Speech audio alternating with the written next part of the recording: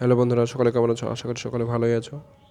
আজকে আবার নতুন একটা অঙ্ক নিয়ে তোমাদের সামনে হাজির হয়েছি। তো চলো শুরু করা যাক। আজ কোশ্চেন নাম্বার 35।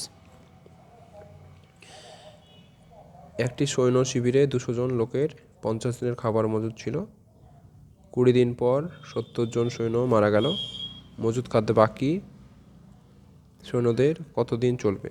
এটা ত্রৈরাসিক নিয়মে করব, যে একদিকে জন আর একদিকে দিন। দিন সংখ্যা চেয়েছে, তো দিনটা আমরা ডান দিকে লিখলাম। জনটা হচ্ছে সৈন্য সংখ্যা। প্রথমে কতজন ছিল? 200 জন। এই 200 জনের খাবার কতদিন খেয়েছিল? 150 মাইনাস 20 দিন পরে 70 জন এসেছিলো, তাহলে এই 20 দিন, তাহলে 130 দিন বেঁচে থাকলো। 200 জনের মধ্যে 70 জন মারা গেল, তাহলে 130 থাকলো।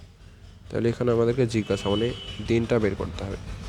তাহলে জন আর দিন সংখ্যা পরস্পর ব্যস্ত সম্পর্ক বা ব্যস্ত সমানুপাতিক।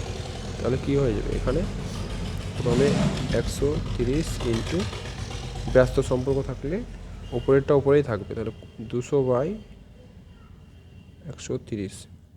যদি সরল বলতো তাহলে 130/200 হয়ে যেত এই ভগ্নাংশটা। এত দিন 130 কাটলো, তাহলে 200 দিন। তাহলে মজুদ খাদ্যে সৈন্যদের 200 দিন চলবে। ভিডিওটি ভালো লাগলে লাইক, কমেন্ট, শেয়ার করো। আর যারা চ্যানেলটি সাবস্ক্রাইব করোনি তারা চ্যানেলটি সাবস্ক্রাইব করে পাশে থেকো। কথা হচ্ছে পরের ভিডিওতে।